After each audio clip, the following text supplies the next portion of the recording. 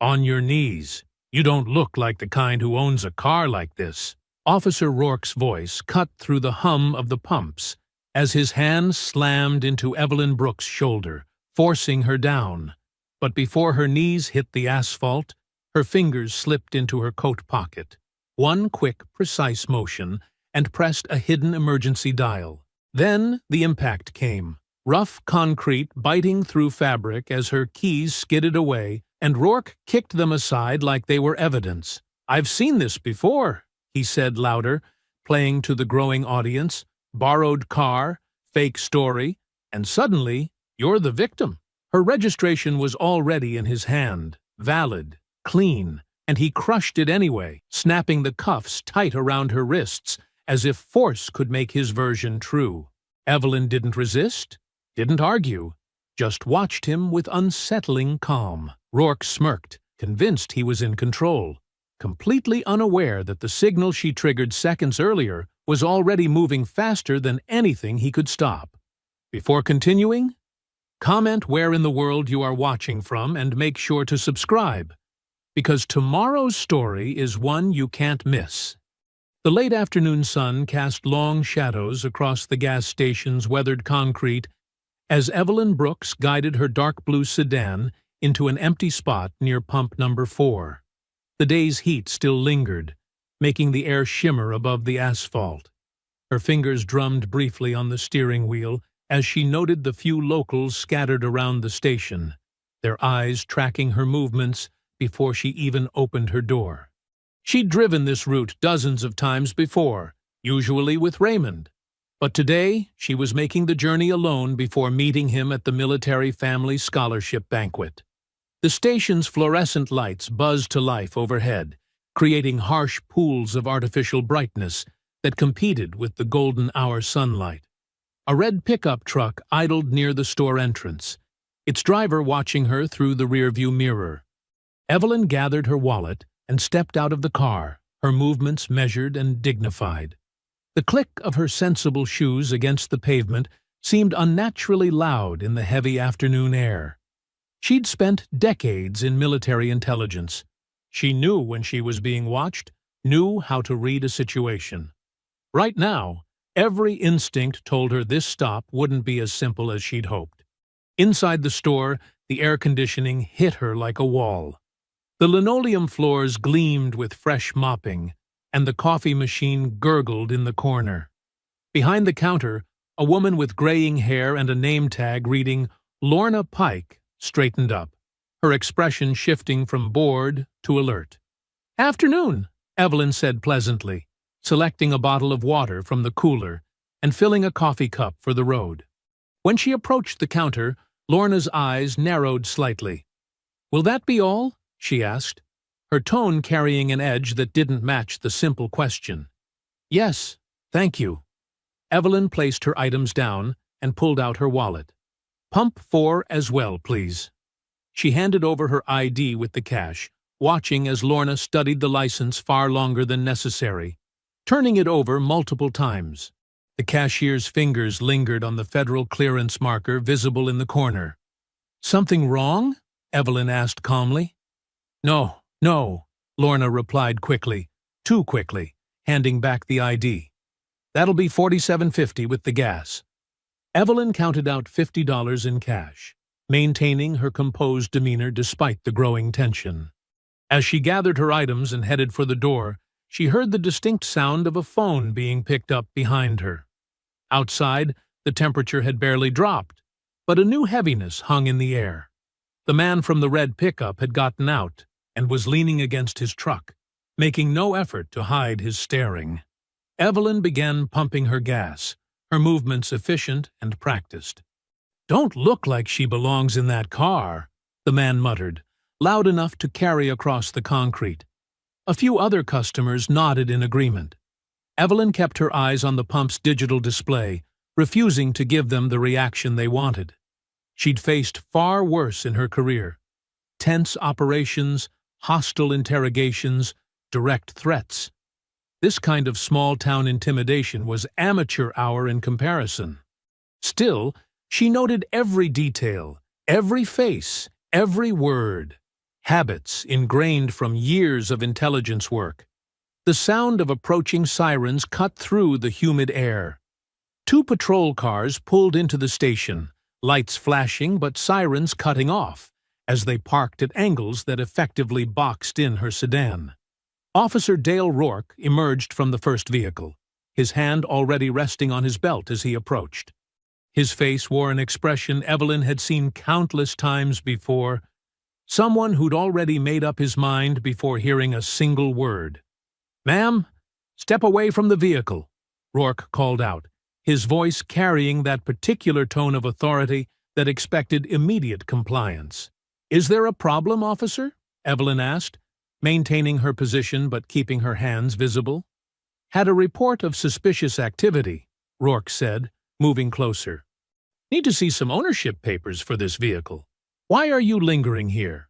"I'm not lingering, officer. I'm pumping gas, as you can see." Evelyn's voice remained steady and clear. "The ownership papers are in the glove compartment. Would you like me to retrieve them?" "I said step away from the vehicle," Rourke repeated, his hand shifting slightly on his belt. "You're being evasive." From the second patrol car, Officer Brent Halverson approached with noticeably more caution, his younger face showing hints of uncertainty as he took in the scene.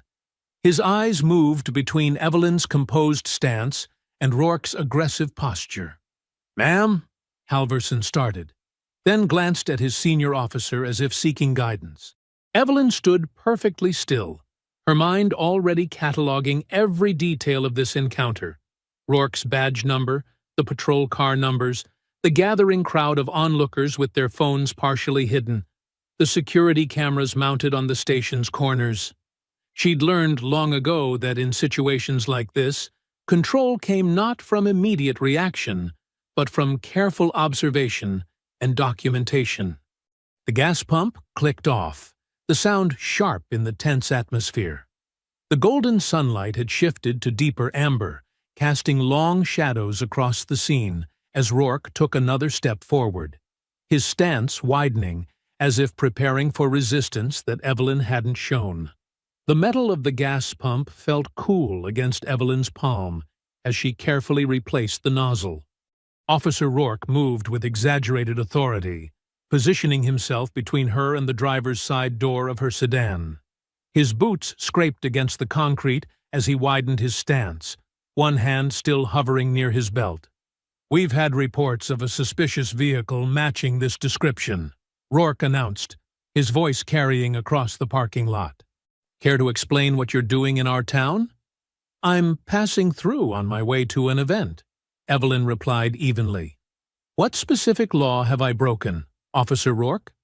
His jaw tightened at her direct question. Behind him, Officer Halverson shifted his weight, eyes darting between the growing crowd near the convenience store entrance and Evelyn's calm demeanor. Several phones had appeared, held at waist level but clearly recording. "Ma'am, we'll ask the questions here," Rourke snapped. "Your attitude isn't helping." "I'm simply asking what law I've broken," Evelyn repeated, her voice remaining steady. "That's a reasonable question, isn't it?" Rourke's face darkened. This kind of defiance— "The registration," Halverson cut in, his voice notably softer than his partner's. "Could you tell us where to find the vehicle registration, ma'am?" "It's in the glove compartment," Evelyn said, keeping her hands visible at her sides, along with all other relevant documentation. "Don't move," Rourke ordered sharply, though Evelyn hadn't shifted an inch. "Keep those hands where I can see them." Through the storefront windows, Evelyn could see Lorna Pike watching intently, phone still in hand. The realization crystallized. The call had been made before any legitimate concern could have existed. Before she'd done anything but exist in a space they'd decided wasn't meant for her. Rourke circled the sedan like a predator, making a show of examining every detail. "Vehicle matches the description exactly," he declared, though he hadn't specified what description or from where. "What description would that be?" Evelyn asked. "There you go again, questioning authority," Rourke said. "Every time you speak, you're demonstrating non-compliance." The evening air had grown heavier, charged with tension. More vehicles had pulled into the station, their occupants emerging with poorly concealed interest in the unfolding scene. Evelyn counted at least 5 phones recording now, not including whatever footage the station's security cameras were capturing. Rourke yanked open the driver's side door, leaning in to pop the glove compartment. Papers rustled as he pulled out her registration and other documents. His expression shifted slightly as he examined her federal retiree credentials, the official seals and clearance markers unmistakable even in the fading light. Halverson edged closer, peering at the documents. "Sir, these appear to match." "Could be forged," Rourke cut him off, but there was a new note in his voice. Not uncertainty, but something worse. Determination. In fact, this makes the situation more serious. These are high-level credentials. What are you doing with them? "Those are my legitimate credentials," Evelyn stated. "As you can see from the photos and dates, they're mine. You expect me to believe someone like you has this level of clearance?" Rourke's emphasis on "someone like you" hung in the air, heavy with implication. A murmur went through the crowd. Someone whispered, "She's awful calm for someone with something to hide." Another voice responded, "Or awful calm for someone who knows she's right."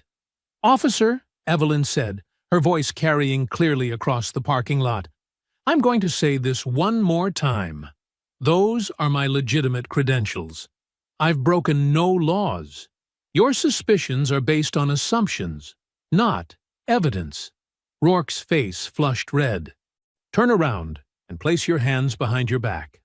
"On what charge?" "Impersonating federal personnel," he snapped. "Using forged documents, resisting an officer." "I haven't resisted anything," Evelyn noted calmly. "And those documents are genuine, as any check will confirm." "Turn around," Rourke repeated, pulling his handcuffs free. "Do it now, or we'll add another charge."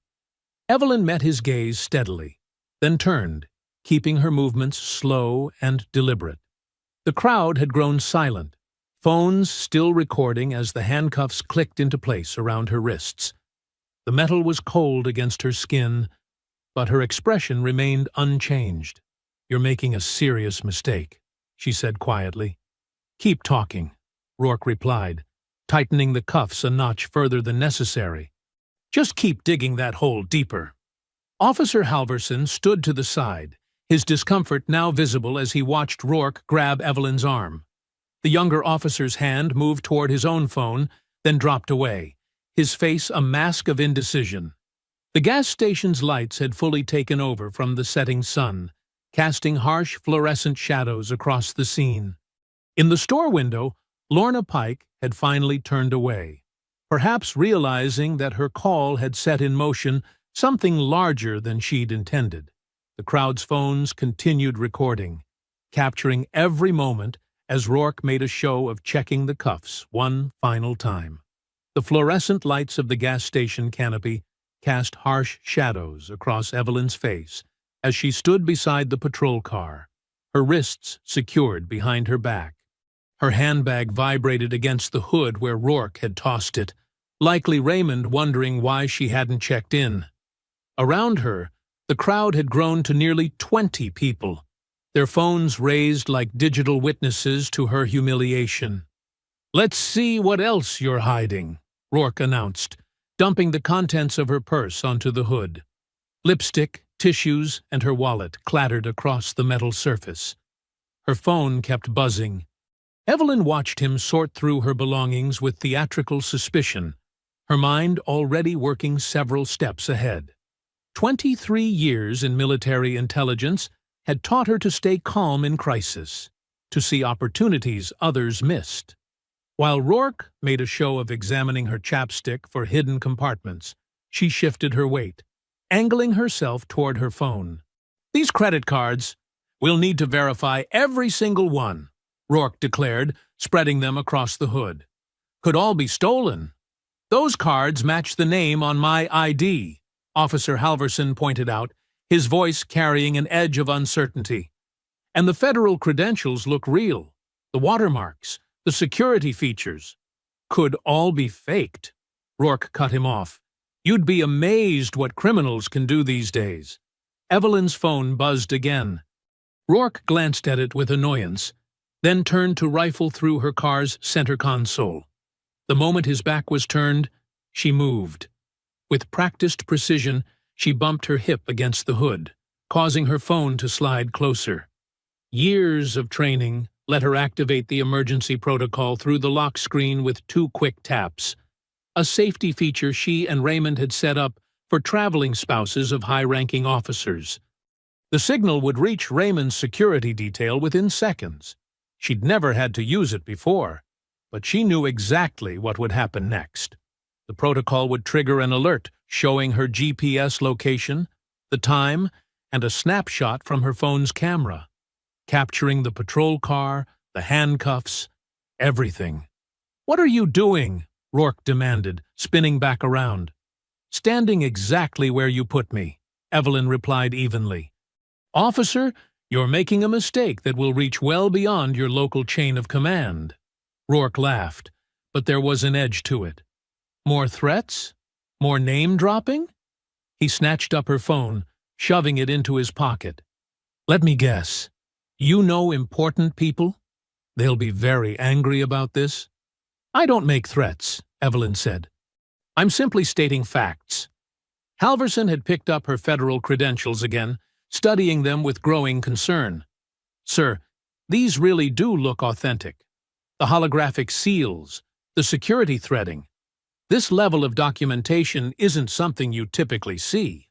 "Did I ask for your opinion?" Rourke snapped. "No, sir, but—" "Then secure the scene and manage that crowd. I'll handle this situation."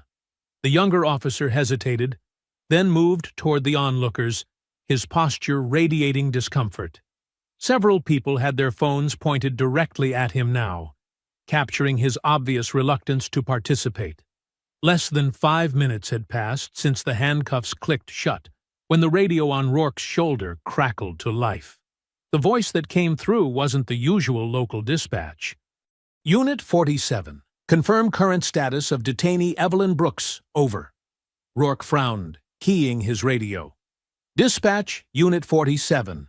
Handling a suspicious person with probable forged federal credentials. Situation under control."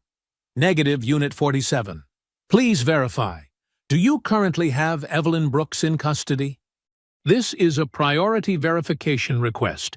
Authentication code, Echo 79 Delta." Inside the Pentagon, Raymond Brooks stood in his dress uniform, staring at the alert on his secure phone. The image showed his wife of 37 years handcuffed beside a patrol car, her dignity intact despite the obvious humiliation. His jaw tightened as he read the GPS coordinates and timestamp. Back at the gas station, confusion crossed Rourke's face as he tried to make sense of the unusual radio traffic. "Dispatch, please repeat authentication code." "Unit 47, this is a federal priority channel override. Confirm status of Evelyn Brooks immediately."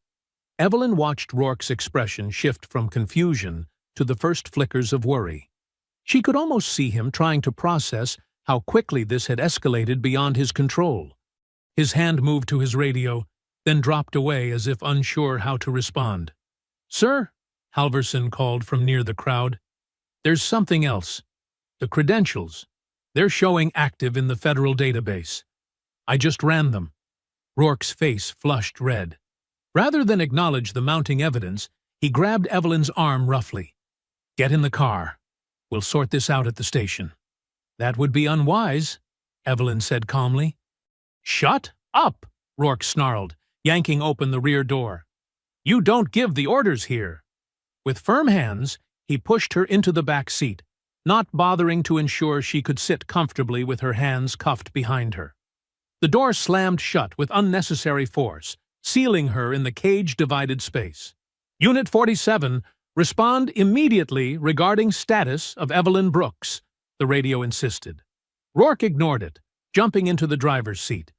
"Halverson, we're moving out! Now!" The patrol car's tires crunched over gravel as they pulled away from the gas station. Through the reinforced glass partition, Evelyn watched Rourke's shoulders, tense, rigid with anger. The handcuffs bit into her wrists, but she kept her breathing steady, her face composed. The radio continued to crackle with unusual traffic that Rourke pointedly ignored. "Think you're pretty smart, don't you?" Rourke's eyes found hers in the rearview mirror. "All those fancy credentials, those important connections you keep hinting at." Evelyn said nothing, instead noting the street signs as they passed. 3rd Street, Marshall Avenue. Each turn, each timestamp locked into her memory. Habits from decades of intelligence work that had never faded. Silent treatment now? Rourke's voice grew harder. "That attitude's what got you into this mess. But go ahead, keep acting superior. See where that gets you." The second patrol car's lights flashed behind them, Halverson following at a precise distance. Through the rear window, Evelyn could see him talking into his radio, his expression troubled. She knew he had seen something on his computer terminal that disturbed him. Probably the first waves of federal inquiries hitting their system. Miles away at the Pentagon, Raymond Brooks stood in his dress uniform, phone pressed to his ear. The banquet hall buzzed with pre-event activity behind him, but his focus was laser-sharp. "Yes, immediately," he said to the Military Legal Counsel. "I want the Inspector General's office notified, and I need civilian oversight contacted. This isn't just about my wife. This is about abuse of power caught on camera." The lawyer's response was quick. "Already reaching out to federal liaisons, sir. We're getting pushback from local jurisdiction, but then push harder." Raymond's voice was calm, but carried the weight of decades of command. "They arrested a former intelligence officer with active federal clearance based on nothing but prejudice. Make them understand the gravity of their mistake." Back in the patrol car, Rourke took a sharp turn that sent Evelyn sliding across the seat. "Oops," he said, not bothering to hide his satisfaction. "These roads can be tricky." Evelyn steadied herself, noting the street sign. Parkway Drive. Time, 6:47 p.m. She could feel Rourke's growing agitation in every aggressive acceleration, every jerky stop at traffic lights. "You know what I think?" Rourke's voice had taken on a taunting edge. "I think you're just another con artist who got hold of some good forgeries. Probably thought you could fool everyone with that calm act. That fancy car. Those federal IDs." He was trying to provoke her, she realized. Every word was calculated to make her angry, to give him something he could write up as combative behavior in his report. The tactic was transparent, almost amateur in its obviousness. At the Bellhaven Police Department, Chief Marion Keats set down her phone with a frown. The call she'd just received had been oddly vague, but carried clear warnings. The suspect being brought in had significant federal connections that needed to be verified before processing. Her office intercom buzzed. "Chief, we've got multiple inquiries coming in about a detention in progress. Something about federal oversight and military legal counsel?" Before she could respond, the radio on her desk crackled with Rourke's voice. "Station, Unit 47. Coming in with one for booking. Need to process quickly. Suspect involved in potential identity theft and fraud." Keats heard the strain in his voice, the forced authority covering something else. She'd known Rourke long enough to recognize when he was trying to establish his version of events before questions could be asked. The patrol car passed another intersection. Main Street, 6:52 p.m. Evelyn kept her mental log running, each detail crystal clear. She noticed Rourke checking his mirrors more frequently now, not just watching her, but scanning the roads behind them as if expecting something. "Almost there," he announced with false cheerfulness. "Then we can have a nice long talk about those fake credentials. Maybe figure out who you really are." But his knuckles were white on the steering wheel. The radio's silence about his ignored verification requests was clearly unnerving him. Evelyn could read the signs of a man realizing he'd made a serious error, but choosing to dig deeper rather than admit his mistake. Halvorson's car stayed close behind, its presence a reminder of the younger officer's witnessed hesitation. Through the gathering dusk, Evelyn could see the police station's lights ahead, harsh fluorescent against the darkening sky. She noted the time again, 6:55 p.m. Less than 15 minutes had passed since leaving the gas station, but she could feel the shift in power dynamics. Rourke wasn't acting from authority anymore. He was acting from fear. The patrol car slowed, turning into the station's lot, as the last rays of sunlight faded from the sky. Security lights cast sharp shadows across the pavement, and Evelyn could see several officers standing near the entrance, their postures suggesting they were waiting specifically for this arrival. One held a phone to his ear, gesturing with obvious concern. The fluorescent lights hummed mercilessly as Rourke marched Evelyn through the station's booking area. Officers looked up from their desks, their whispered conversations growing quiet as they caught her name during processing. The institutional smell of cleaning products and stale coffee hung in the air. "Name for the record," the booking officer demanded, not looking up from his computer. "Evelyn Marie Brooks," she stated clearly, her voice carrying across the now hushed room. Several heads turned. One officer stopped mid-conversation on his phone, his expression shifting from bored to concerned. Rourke stepped forward, slapping a preliminary charge sheet onto the desk, booking her for obstruction, failure to properly identify, and suspected fraudulent use of federal credentials. His voice was loud, performative, as if trying to convince everyone within earshot. "I require legal counsel," Evelyn said firmly, "and I'd like to speak with your commanding officer." The booking officer glanced uncertainly at Lieutenant Wade, who stood near his office door watching the proceedings. Wade, a career bureaucrat more interested in following procedure than questioning it, merely nodded for them to continue processing. "Counsel can be arranged once booking is complete," Wade said flatly. "Process her first." Officer Halvorson hovered near the edge of the booking desk, shifting his weight from foot to foot. His hand kept moving toward his pocket where his phone sat, then pulling back. The young officer's face showed clear discomfort, but he remained silent as Evelyn was photographed and fingerprinted. "Remove any jewelry," the booking officer instructed. With steady hands, Evelyn unclasped her necklace. A simple gold chain with her wedding ring threaded onto it, a habit from her intelligence days when rings could be dangerous in the field. The booking officer dropped it into a plastic evidence bag with mechanical indifference. "I need to document these charges properly," Rourke insisted, hovering over the booking officer's shoulder. "Make sure everything's noted about her aggressive non-compliance at the scene." "I was neither aggressive nor non-compliant," Evelyn stated calmly, "and I believe the bystander videos will confirm that." Rourke's face flushed red. "You refuse to—" "I refuse to accept unlawful detention," Evelyn interrupted, her voice level. "There's a difference." Across town, Raymond Brooks' influence was beginning to land with seismic force. A Defense Department legal liaison was on the phone with the state's public safety office, his words carrying the full weight of Pentagon authority. "We have a situation in Belhaven that requires immediate attention," the liaison stated. "A retired federal intelligence officer with active clearance has been detained without cause. This is now a matter of military family security protocol." The public safety officer's response was immediate, sending notification to Belhaven command staff now. Who exactly was detained? "Evelyn Brooks, wife of General Raymond Brooks." There was a long pause on the line. "Four-star General Brooks?" "The same." In her office across town, Chief Marion Keats was just finishing a budget meeting when her phone lit up with multiple high-priority messages.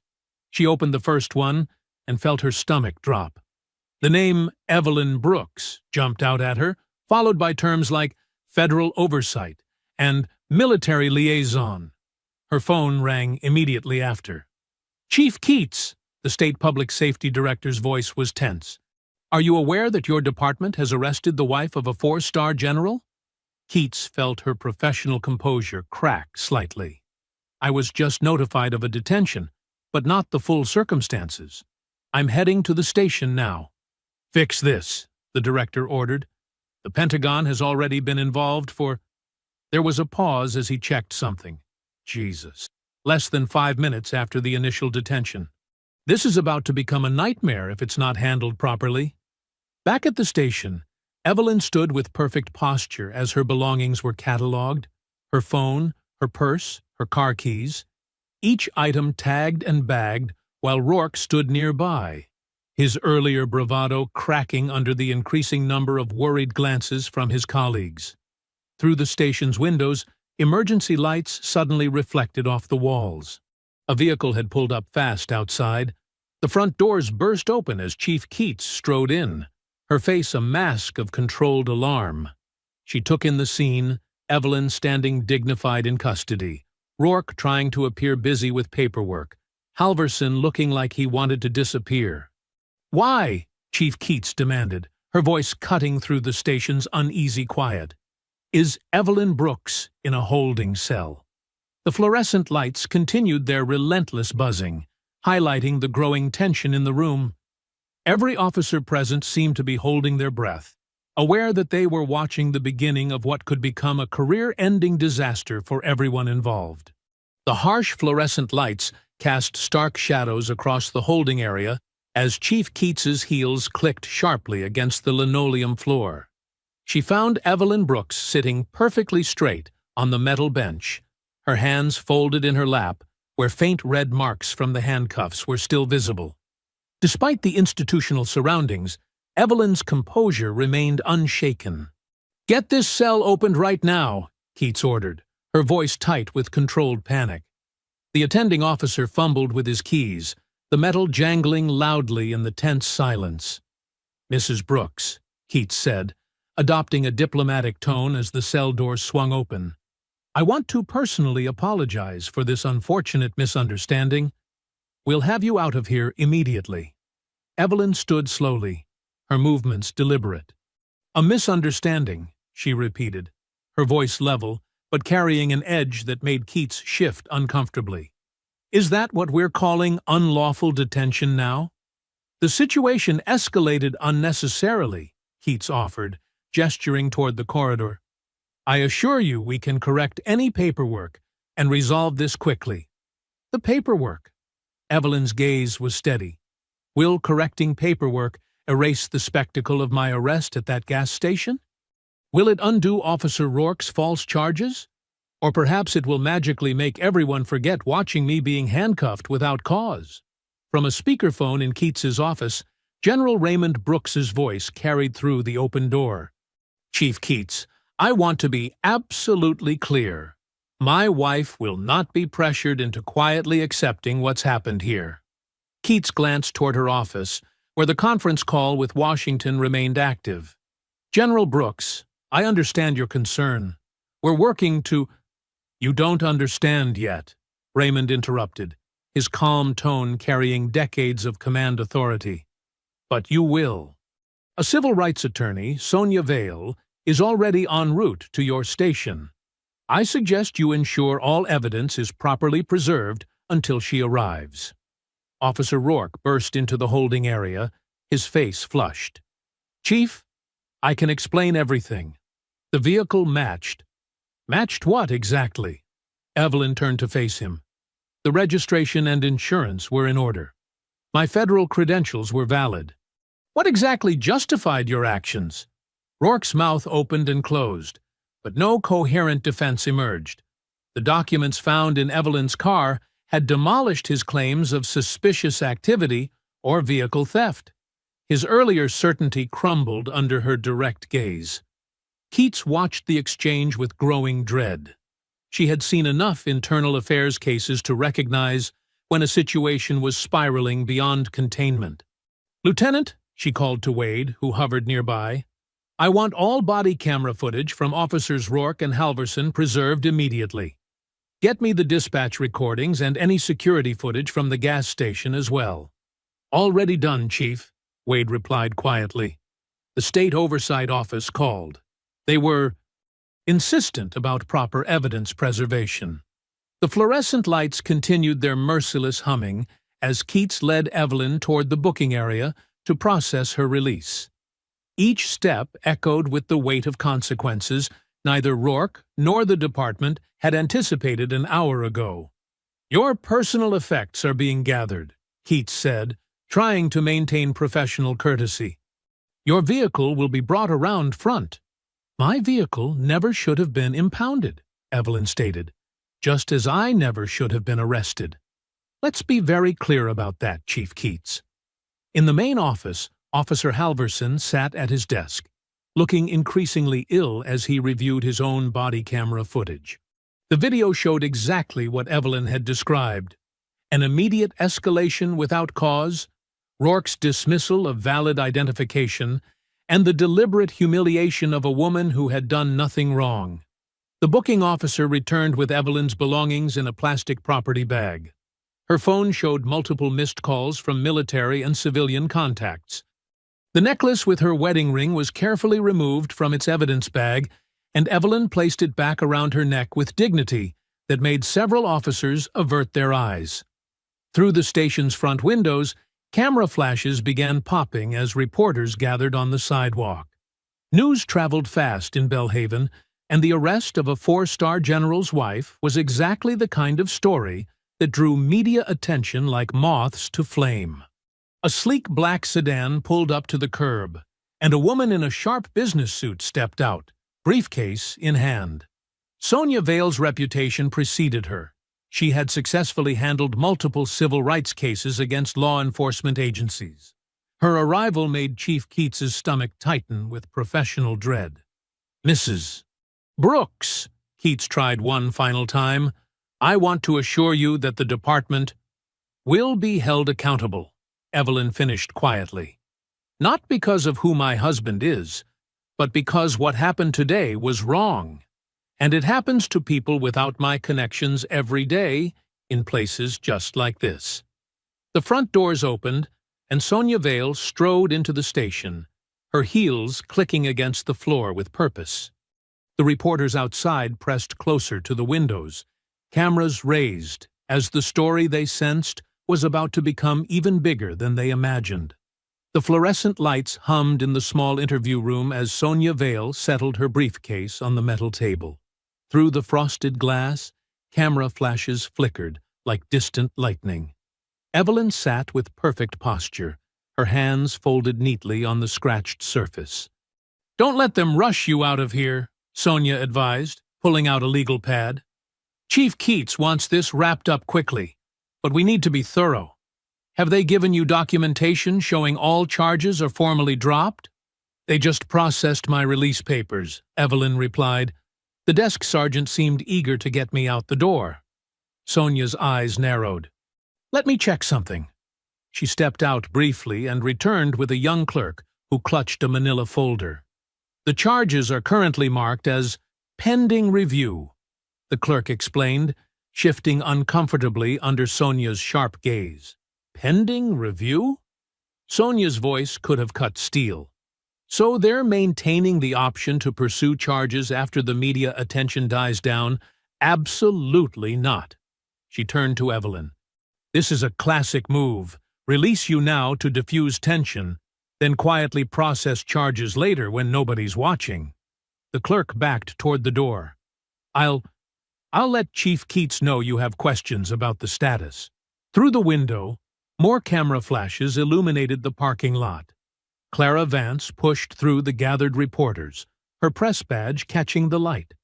Inside, she pulled out her phone, comparing the bystander videos she'd seen online with the scene unfolding before her.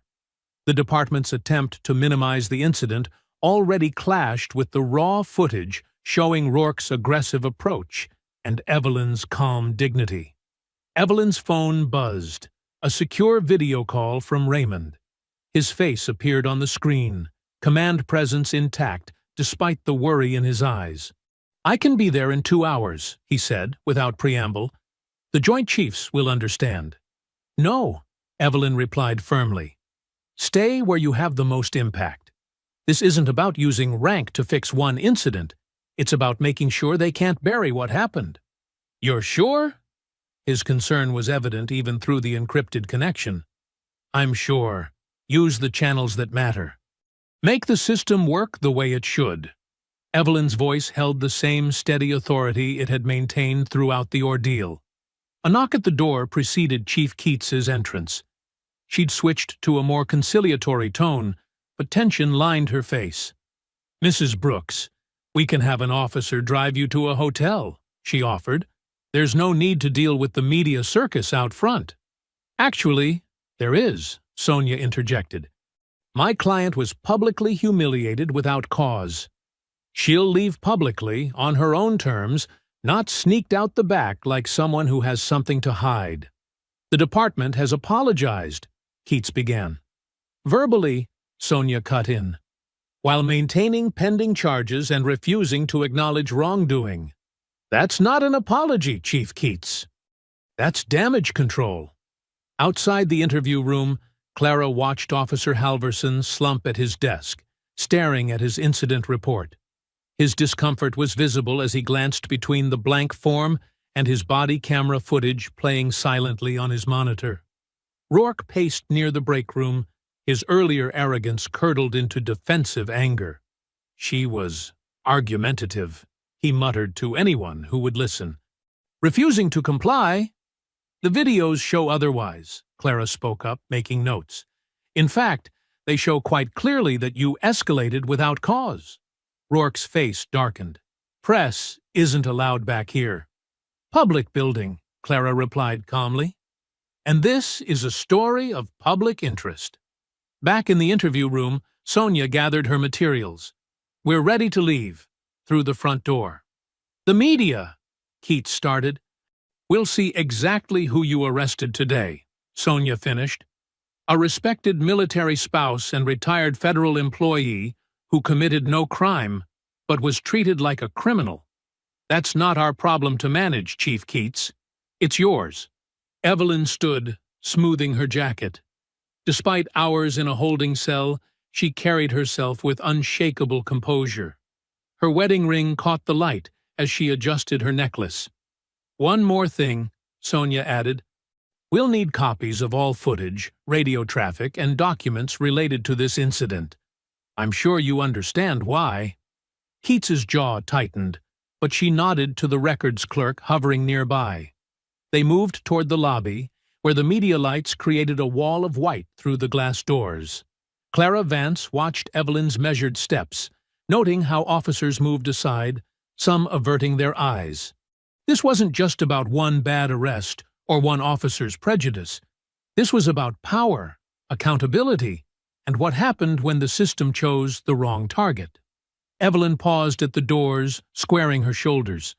Camera flashes sparked like lightning against the glass. Behind her, Rourke stood in the hallway, his face twisted with the realization that his actions had sparked something far beyond his control. Halvorsen remained at his desk, still staring at his blank report form. Sonia placed a steady hand on the door. "Ready?" Evelyn nodded, her dignity intact despite everything they'd put her through. "Ready." In the quiet of room 214 at the Belhaven Motor Lodge, Evelyn sat in an armchair beneath flickering fluorescent lights, her hands steady as she arranged her thoughts. Sonia Vale spread documents across the small table, while Clara Vance's recorder blinked red. Raymond's face watched from a secure tablet propped against a lamp. "Start from the beginning," Sonia said, pen poised. "Every detail matters." Evelyn's voice remained measured, professional.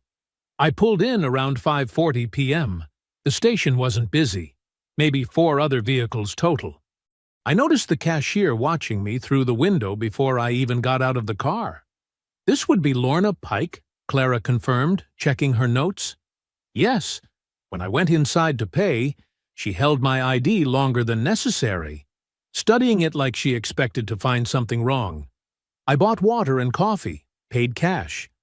As I was leaving, I saw her pick up the phone. Clara's pen moved quickly. Did you hear the call? No, but her body language changed completely when she made it. She turned away, spoke quietly. It wasn't a casual conversation. And outside? Sonia prompted. A man in a red pickup truck was watching me pump gas. He said loud enough for others to hear, "She doesn't look like she belongs in that car." I chose not to engage. That's when the first patrol car arrived. Raymond's jaw tightened on the screen. How long between the cashier's call and police arrival? Less than 5 minutes, Evelyn replied. Officer Rourke approached immediately aggressive, demanding to know why I was lingering. When I explained I was simply getting gas, he insisted the vehicle matched a suspicious report. But he never provided any details about this supposed report. Clara looked up from her notebook. The bystander videos start around here, but they miss this initial context. The narrative begins mid-confrontation. Officer Halverson arrived second, Evelyn continued. He stayed back, watched everything. When I mentioned my registration was in the glove compartment, he asked politely. But Rourke interrupted, said I needed to keep my hands visible at all times. Sonia made another note. He was building a paper trail of non-compliance. Yes, every calm response was treated as defiance. When they found my federal credentials, Rourke claimed they must be fake. That's when he decided to arrest me for fraud. Raymond's voice carried barely controlled anger. The credentials were legitimate. Multiple forms of ID. All ignored. We need to move quickly, Sonia said. By morning, they'll have their story straight. They'll paint this as a reasonable mistake based on available information. Clara scrolled through her phone. The videos are spreading, but they're fragmentary. We need the full station security footage, dispatch recordings. There's something else, Evelyn said quietly. She reached for her retrieved phone.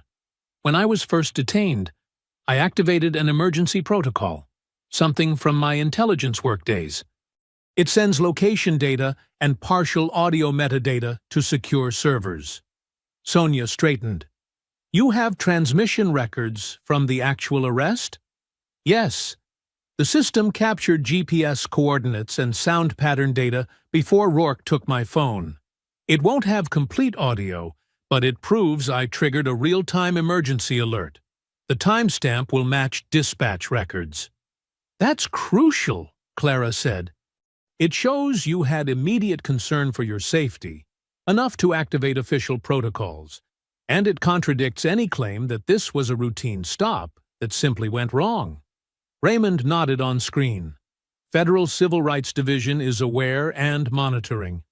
But they can't simply take over local jurisdiction without clear evidence of rights violations. Which is why we need to secure everything tonight, Clara said, standing. Witnesses remember details better immediately after events, and footage has a way of developing technical problems when departments have time to review it. Evelyn watched the young journalist gather her things. Be careful. Rourke won't appreciate you digging. I'm counting on it, Clara replied. His reaction to questions will tell its own story. Sonia began organizing files. We'll need statements from the gas station customers who recorded videos. And we should request Officer Halverson's separate account before the department coordinates responses. He wanted to speak up, Evelyn noted. I saw it in his face when Rourke escalated. He knew something was wrong. Raymond's voice carried authority even through the tablet speaker. This isn't over just because they released you. They'll try to minimize everything, make it disappear. Which is exactly why it can't disappear, Evelyn said firmly. This wasn't about me. It was about power and assumptions, and what happens when no one speaks up. Clara checked her phone one last time. The gas station closes at midnight. If I leave now, I can catch the night shift workers before they head home. Sonia handed her a card. Call immediately if anyone gives you trouble. And Clara, get everything on record. Every word. The journalist nodded, shouldering her bag. The room felt heavy with purpose as she moved toward the door. Outside, Belhaven's streets were quiet except for occasional police cruisers making slow passes past the motel.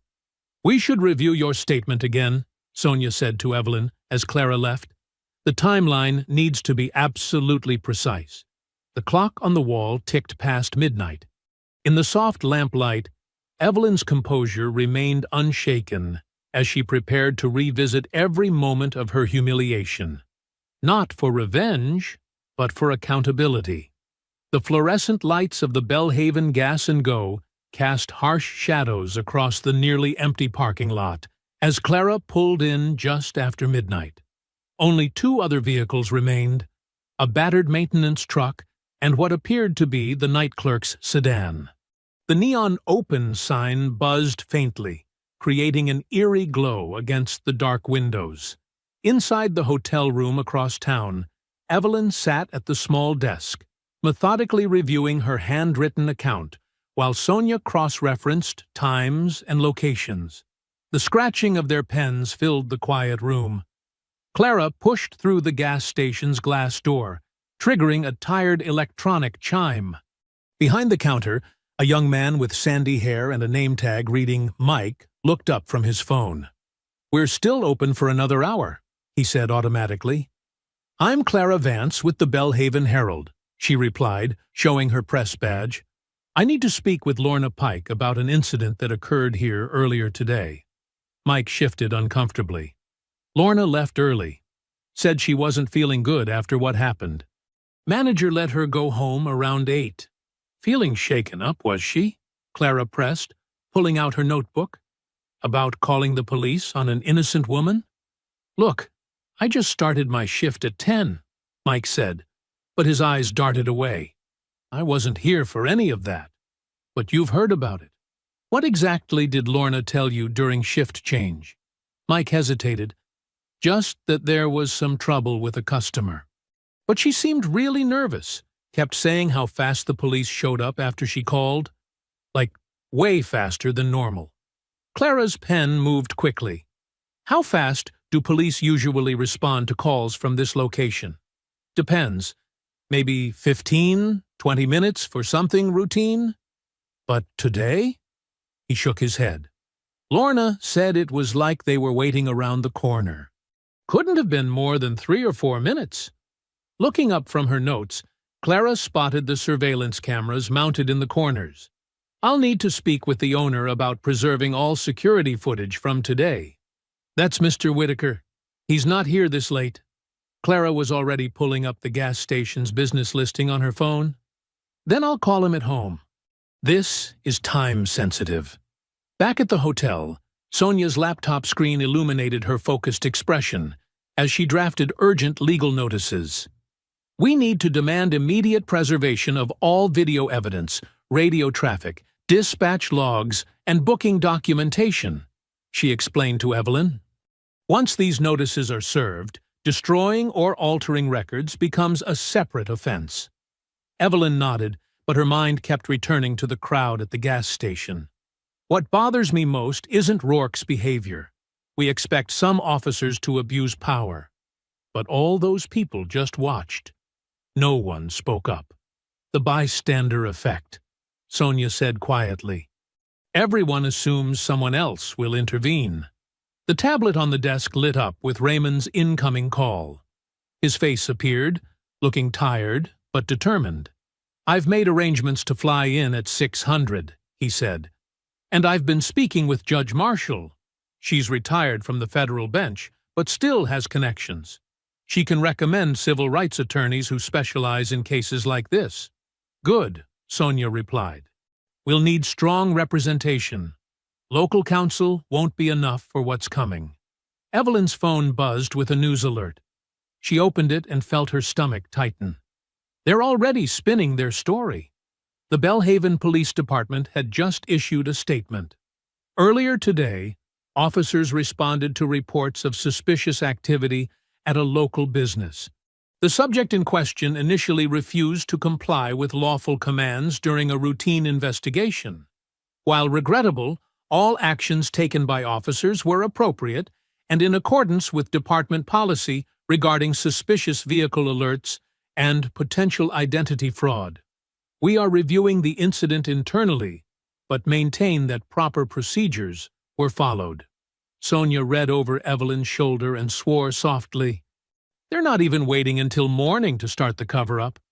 They're calling me the subject, Evelyn said, her voice steady but tight, dehumanizing what they did, making it clinical. At the gas station, Clara's persistent calls finally reached Mr. Whitaker. After explaining the situation and hinting at possible media coverage of evidence destruction, she secured his promise not to overwrite the surveillance footage. The night clerk, Mike, had become more talkative once he realized Clara was investigating the department rather than the gas station. "Lorna's not a bad person," he insisted. "But she gets nervous around certain customers, you know? Calls the cops too quick sometimes." "And the officers encourage that?" Clara asked. Mike nodded.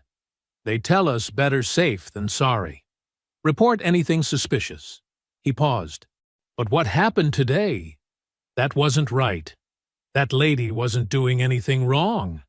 The clock on the wall ticked past 1 a.m. as Evelyn read the police statement again on her phone.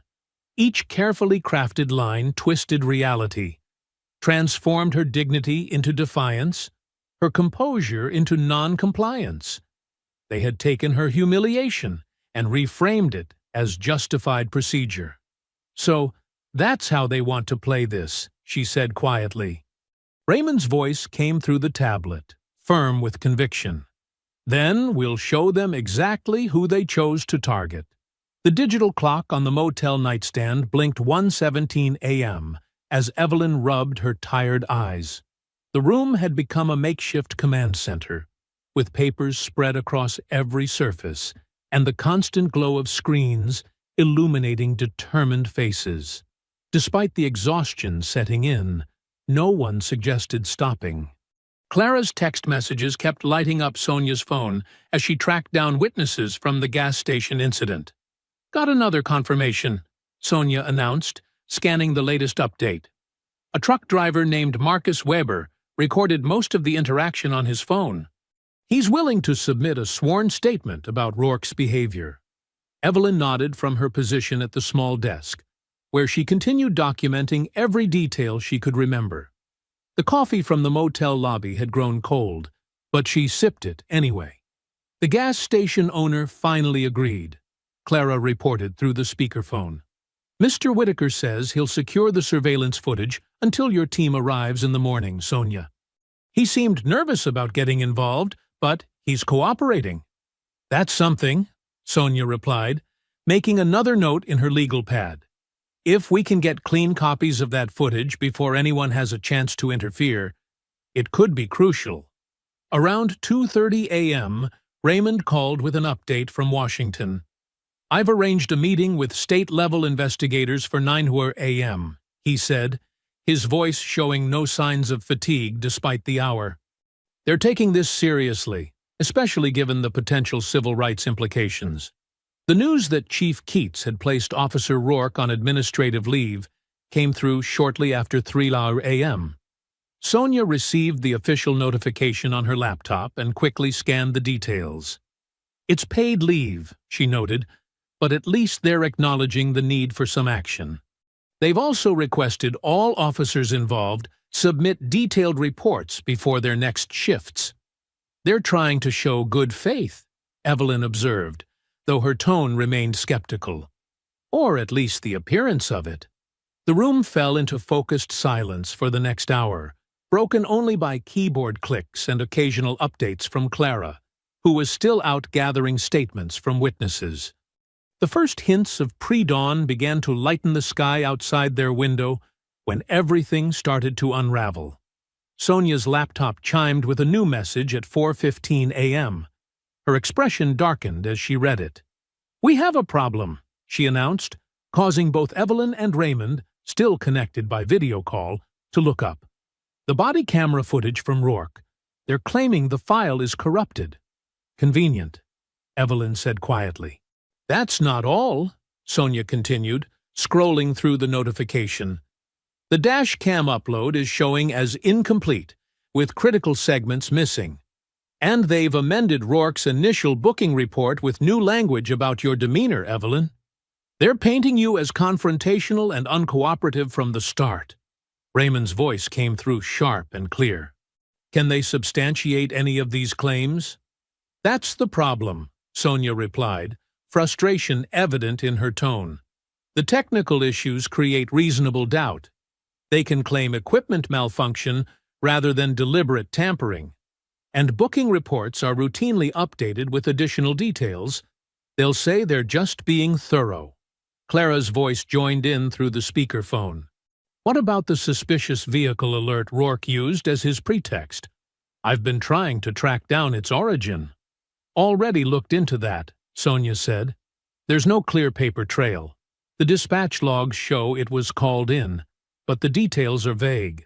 Without the original radio traffic, we can't prove Rourke fabricated the alert or acted on unfounded suspicions. The room grew quiet as the implications sank in.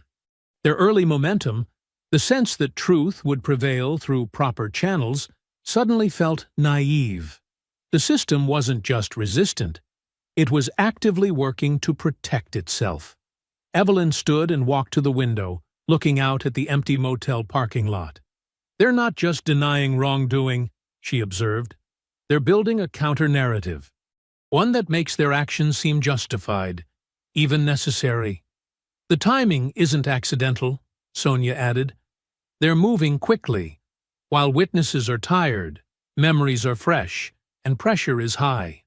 Every hour that passes makes it harder to challenge their version of events.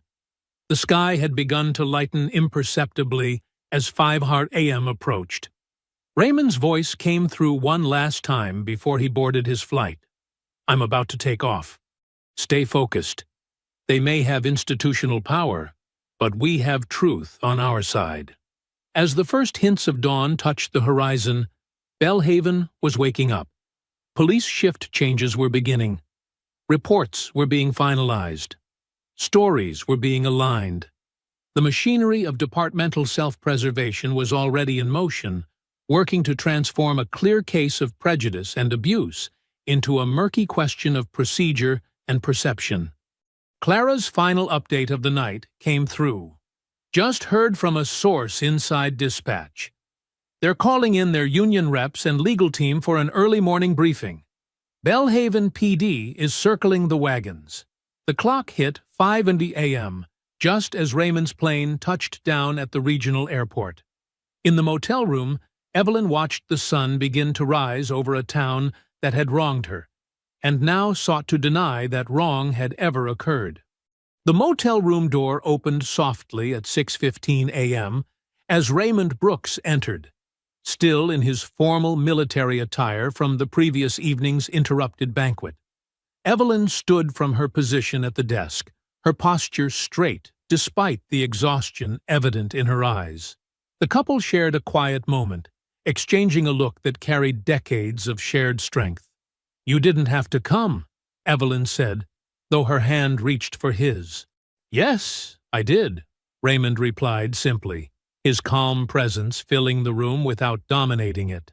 He studied her face, noting the marks on her wrists from the handcuffs, but followed her lead in maintaining composure. Sonia looked up from her laptop, giving them a moment before speaking.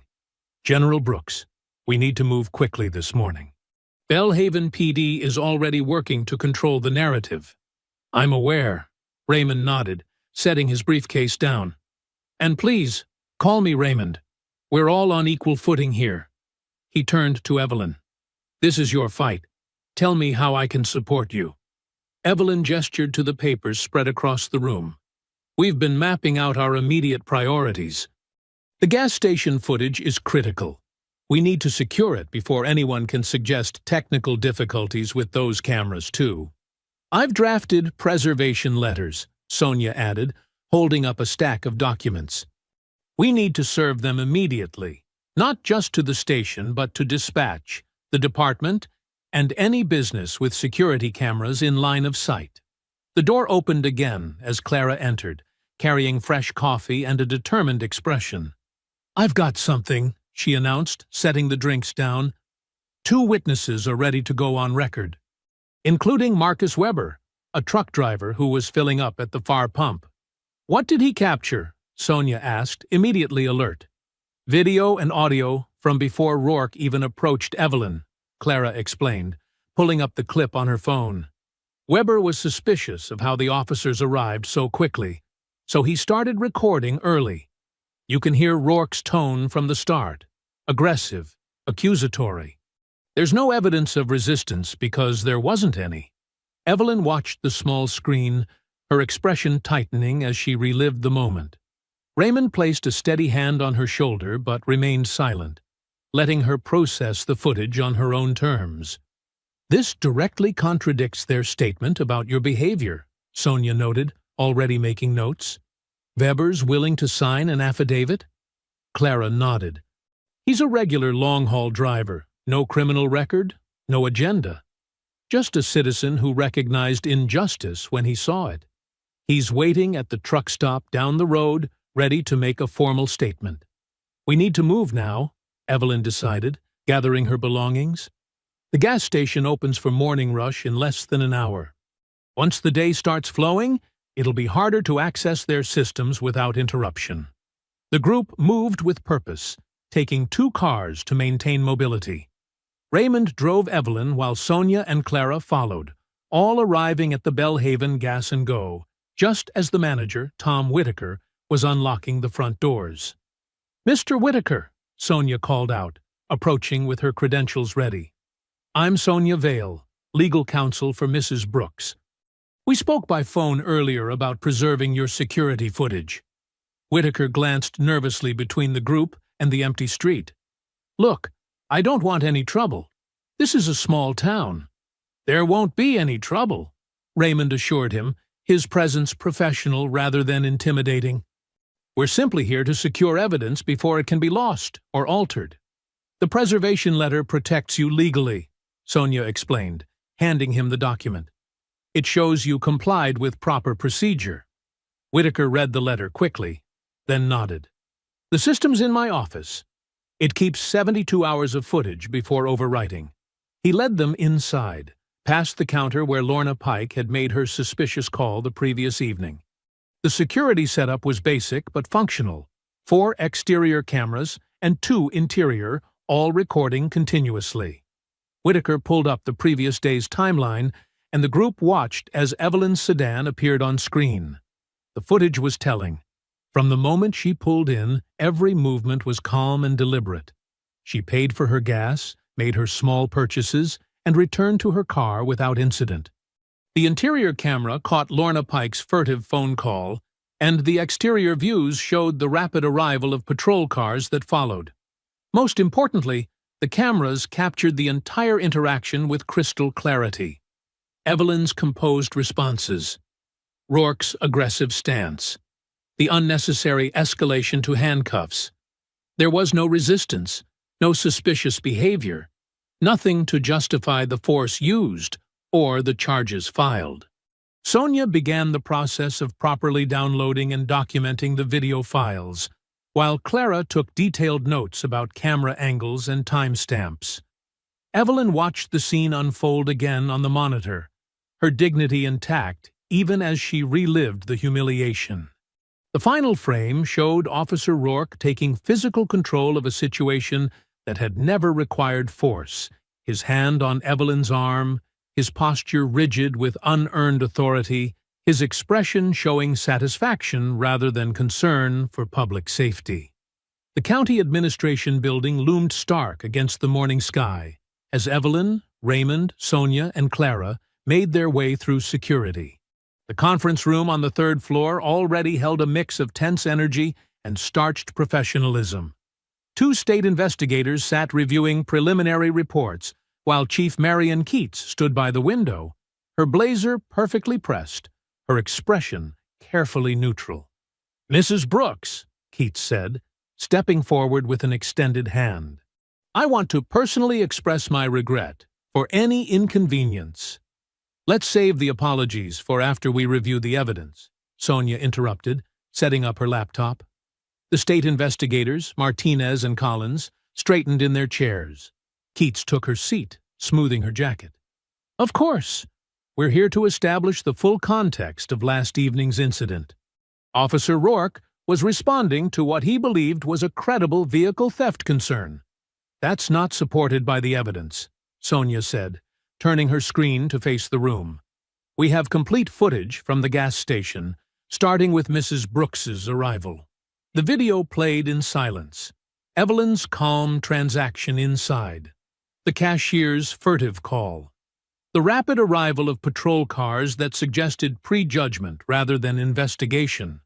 As you can see, Sonia continued, there was no suspicious behavior to justify the initial approach.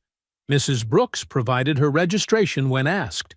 The vehicle was properly registered in her name. Martinez made notes while Collins studied the footage. Chief Keats, when exactly was the vehicle theft alert issued? Keats shifted slightly. We're still confirming the exact timeline of the dispatch log. Because we have no record of any such alert in the system prior to Mrs. Brooks's arrival at the gas station, Collins said. The first mention appears after Officer Rourke was already on scene. The room temperature seemed to drop a few degrees. Keats maintained her professional demeanor, but her fingers tightened around her pen. Officers sometimes receive verbal notifications that may not immediately appear in the system. That's not department protocol, Martinez noted. A knock at the door interrupted them. A junior officer stepped in, speaking quietly to Keats. She nodded, looking troubled. Officer Halverson has requested to speak with the investigators, she announced. He's currently being questioned about the incident down the hall. We should hear what he has to say, Collins decided, standing. Let's take 15 minutes. Sonia exchanged glances with Evelyn.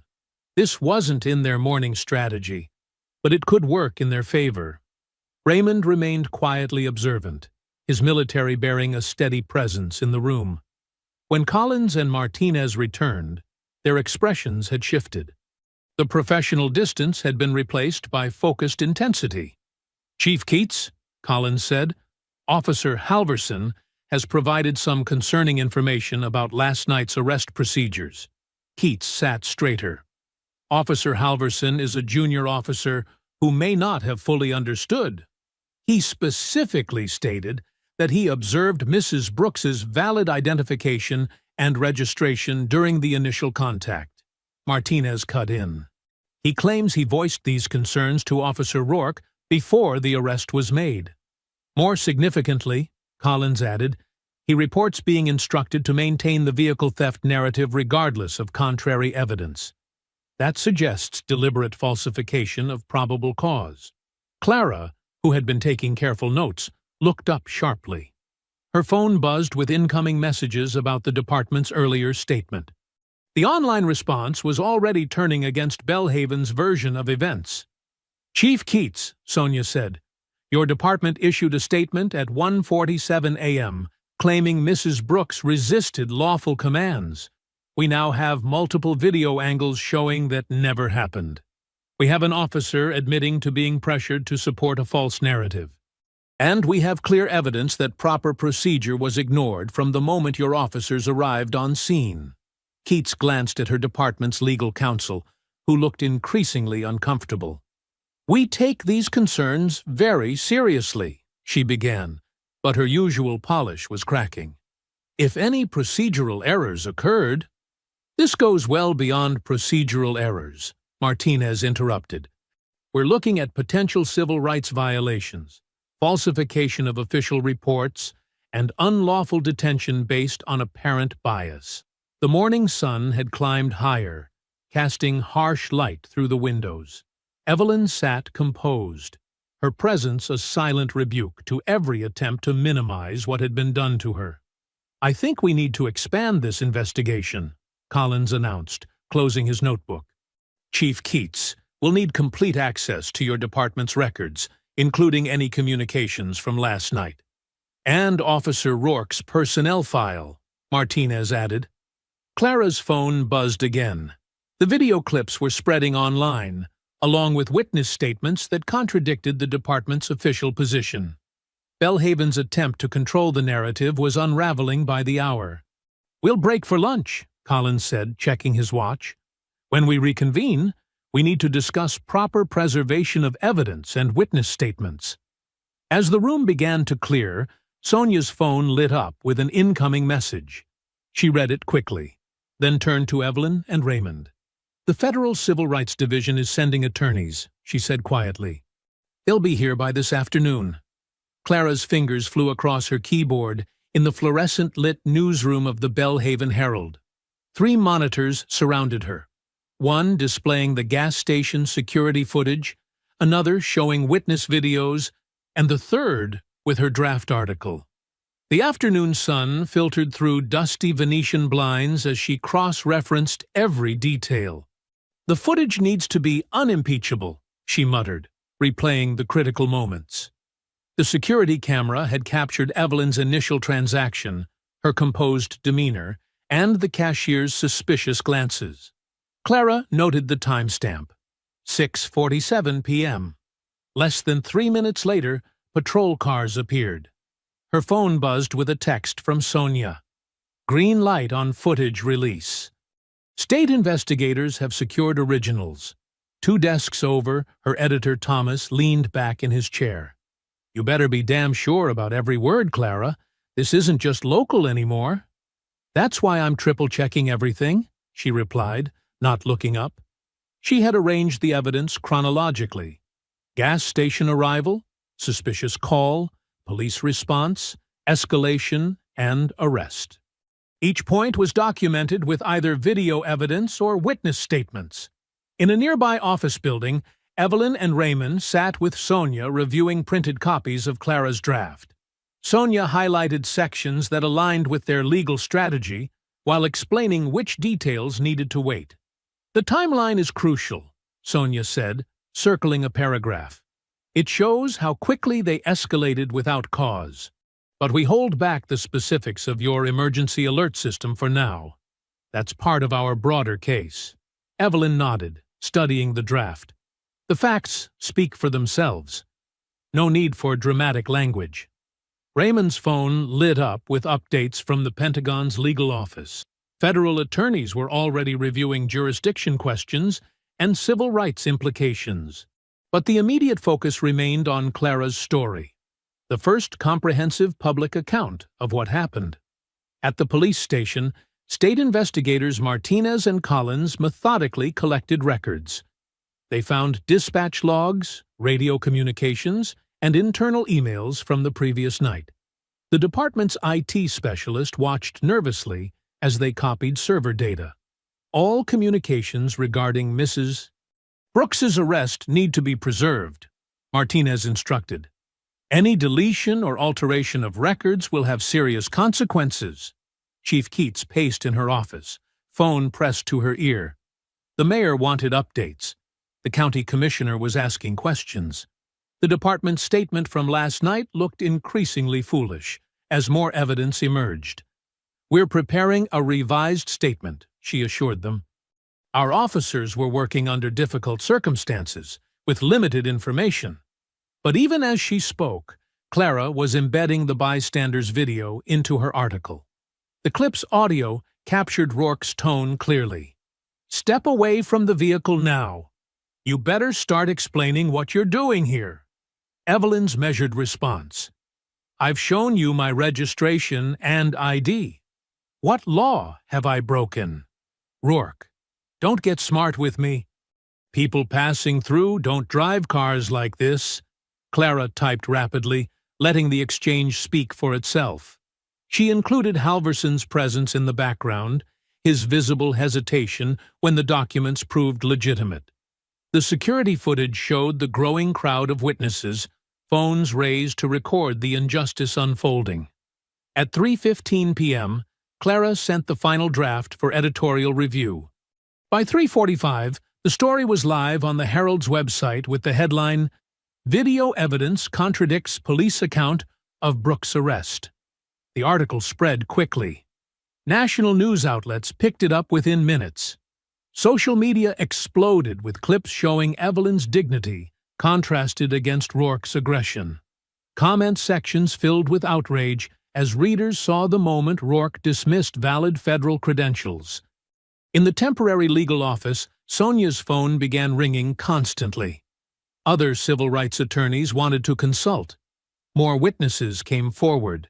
The truck driver who filmed the crucial audio agreed to a formal statement. "The public response is overwhelming," Sonia told Evelyn and Raymond. "Bellhaven can't contain this anymore." At City Hall, officials huddled in emergency meetings. The mayor's office drafted statements distancing themselves from Rourke's actions. HR began reviewing his personnel file, finding previous complaints that suddenly seemed more significant. Chief Keats watched her careful defenses crumble. The uncertain circumstances excuse fell flat against video, showing a calm woman being handcuffed for buying gas. The department's credibility eroded with each social media share. By 4:30 p.m., Bellhaven's city attorney advised Keats that Rourke had become a liability. His continued administrative leave with pay was drawing criticism. The department needed to act. "Bring him in," the attorney said. "We need to address this head-on." Keats made the call, not to Rourke's home number, but to his union representative. The message was clear: report to the station immediately. In the Herald's newsroom, Clara watched the view counter on her article climb. National broadcasts were picking up the security footage. Every refresh brought more comments, more shares, more public demands for accountability. The afternoon sun cast long shadows through the blinds as Rourke's patrol car pulled into the station parking lot. This time, he entered through a side door, away from gathering media crews.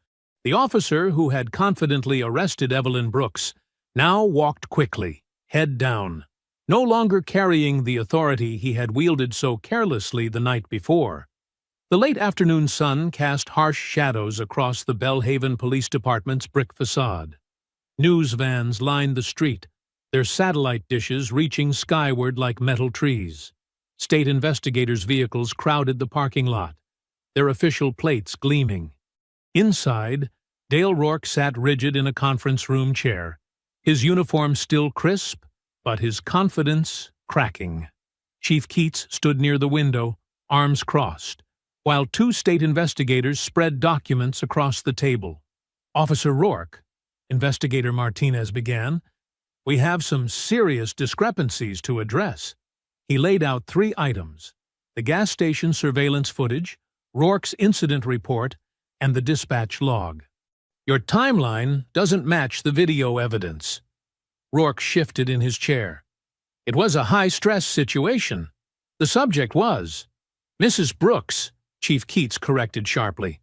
"Her name is Evelyn Brooks." "Mrs. Brooks," Rourke continued, his jaw tight, "appeared suspicious. I had reason to believe." Martinez cut him off. "Let's review the suspicious vehicle alert you cited." He pulled out another document. "We've checked every database. There was no matching alert in the system at the time of the stop." Sweat beaded on Rourke's forehead. The room felt smaller by the minute. Through the window, he could see more media arriving, more cameras setting up. "Officer Halverson has provided a statement," Investigator Collins added, sliding a transcript forward. "He confirms you dismissed valid federal credentials and ordered him to maintain the vehicle theft narrative despite contrary evidence." "Halverson doesn't understand proper procedure," Rourke protested, but his voice lacked conviction. "In uncertain situations—" "The gas station footage shows no uncertainty," Martinez interrupted. "We have clear audio of your approach, your immediate hostility, and Mrs. Brooks's calm compliance. You escalated a routine stop into an unlawful detention." Outside the conference room, Sonia Vale conferred with federal civil rights attorneys, while Evelyn and Raymond Brooks waited nearby. Clara Vance stood with other reporters in the lobby, her article now viral across national news platforms. Chief Keats turned from the window. Officer Rourke, your actions have exposed this department to serious liability. Your report contains falsified information. You violated multiple protocols and, more importantly, a citizen's civil rights. Rourke's face flushed. I was following training. No, Keats said firmly. You were following prejudice. The evidence is irrefutable. Martinez placed a final document on the table. The state attorney's office is filing criminal charges for unlawful detention, falsifying police reports, and civil rights violations. We're here to take you into custody. The color drained from Rourke's face. You're arresting me? I'm an officer. Not anymore, Keats stated. Your employment is terminated, effective immediately. Two state officers entered the conference room. Rourke stared at the handcuffs in their hands, the same tool he had used to humiliate Evelyn Brooks less than 24 hours ago. In the lobby, reporters pressed against the glass doors as Rourke was led out. Camera flashes exploded like lightning. The man who had swaggered through an unlawful arrest now walked with slumped shoulders, his former colleagues watching in stunned silence. Chief Keats approached a hastily assembled podium outside. Camera crews jostled for position as she announced immediate departmental reforms, mandatory bias training, stricter oversight of stops and arrests, improved complaint procedures. Sonia Vale stepped forward next. Reforms are necessary, but insufficient, she declared. The Brooks family will pursue full legal accountability, not just for Officer Rourke's actions, but for the systemic failures that enabled them. Then Evelyn Brooks took the podium, Raymond standing supportively beside her. The crowd hushed. She wore the same dignified composure that had so irritated Rourke the night before. What happened to me was wrong, she began, her voice clear and steady. But this isn't just about me. This happens to people every day, people without connections, without cameras present, without the ability to fight back. They deserve justice too. The gathered crowd murmured in agreement. Several officers shifted uncomfortably. True justice, Evelyn continued, isn't measured by how we treat the powerful. It's measured by how we protect those who usually go unheard. What matters now is ensuring that no one else faces what I faced, simply for existing in public space. Raymond watched proudly as his wife transformed a personal victory into a larger call for accountability. Clara's pen flew across her notebook, capturing every word. Inside the station, Officer Halverson watched through a window as Rourke was placed in a state police vehicle. Other officers gathered in small groups, their expressions a mix of shock and realization. The thin blue line had failed to protect one of their own, not because it was broken, but because it was finally working as it should. The evening sun painted the sky orange as the state police car pulled away. Rourke's handcuffs glinted in the fading light, a symbol of justice served, not just for Evelyn Brooks, but for every person who had ever stood where she stood, dignified in the face of unwarranted suspicion. The setting sun painted the Belhaven sky in shades of amber and purple, as Evelyn's dark blue sedan pulled into the same gas station where everything had started less than 24 hours ago. The fluorescent lights buzzed overhead, casting their harsh glow across the concrete, just as they had the previous evening. But now, the atmosphere carried a different weight. Raymond sat quietly in the passenger seat, letting Evelyn control this moment. She parked near Pump 3, the exact spot where Rourke had first approached her. The evening air felt cooler now, or perhaps it was just the absence of yesterday's tension. "Are you sure about this?" Raymond asked softly, his military bearing softened by concern for his wife. Evelyn nodded, her composure unwavering. "I need to do this. Not for them. For me." The store's glass front reflected the sunset's glow as Evelyn stepped out of the car. A young man behind the counter glanced up and quickly looked away, obviously briefed about yesterday's events.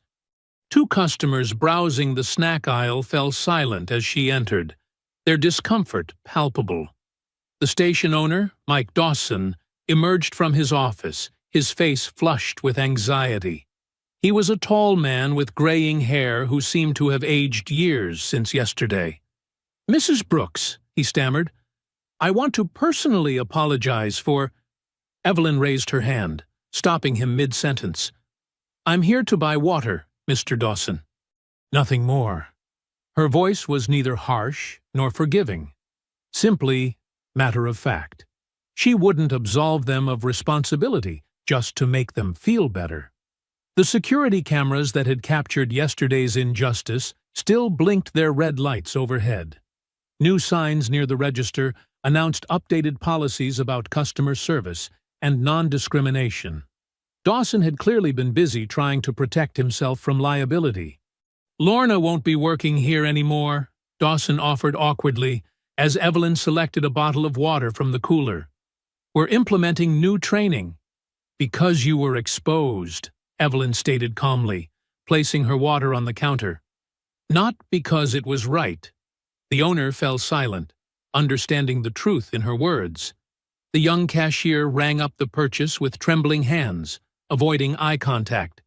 Through the windows, Evelyn could see Raymond waiting patiently in the car, his presence a reminder of the power structure that had ultimately forced accountability. A pickup truck pulled in, similar to the one whose driver had muttered about her not belonging yesterday. But today, the driver's eyes stayed fixed straight ahead, careful not to look at her. The whispers and stares of suspicion had been replaced by the awkward silence of shame. Evelyn took her time walking back to the car, her heels clicking against the concrete. She paused by pump 3, looking at the spot where she'd stood in handcuffs. The humiliation of that moment hadn't broken her. It had revealed the strength she'd always carried. The evening breeze rustled through nearby trees as more customers arrived, all of them suddenly very focused on their own business. No one watched her too closely now. No one questioned her right to be there. The power dynamic had shifted completely. Through the store windows, she could see Dawson still hovering anxiously, probably worried about more legal consequences. He'd learned an expensive lesson about allowing prejudice to guide his business practices. The security footage that his cameras had captured would be crucial evidence in the civil case Sonia was building. Clara's news story was still spreading across the country, forcing other departments to examine their own practices. Halverson's testimony had opened cracks in Belhaven's blue wall of silence. Rourke's arrest had shown that badges didn't guarantee immunity from consequences. Evelyn opened her car door and slid behind the wheel, placing the unopened water bottle in the cup holder. The same water bottle that had been part of her original purchase yesterday. A simple errand that had turned into a catalyst for change. "Ready?" Raymond asked, reaching over to squeeze her hand. Evelyn looked once more at the gas station. The lights, the pumps, the glass doors, all so ordinary and yet forever changed. She hadn't asked for this fight, but she had won it decisively. Not through anger or vengeance, but through dignity and determination. "Yes," she replied, starting the engine. "I'm ready." The sedan pulled away from pump 3 as the sun dipped below the horizon. In her rearview mirror, Evelyn could see the gas station growing smaller. Not because she was running from it, but because she had already done what needed to be done. She had stood her ground, demanded justice, and forced a system to answer for its failures. Raymond adjusted his uniform collar, a small smile playing at his lips. "You know, the Pentagon might have responded in 5 minutes, but you were the one who really handled this." "Sometimes," Evelyn said, guiding the car onto the main road, "justice needs witnesses. But it always needs someone willing to stand up and demand it." The gas station's lights faded into the gathering dusk behind them. Ahead, the highway stretched toward home, carrying them away from a place that would remember the night it learned that power didn't always work in predictable directions. If you enjoyed the story, leave a like to support my channel, and subscribe so that you do not miss out on the next one. On the screen, I have picked 2 special stories just for you. Have a wonderful day.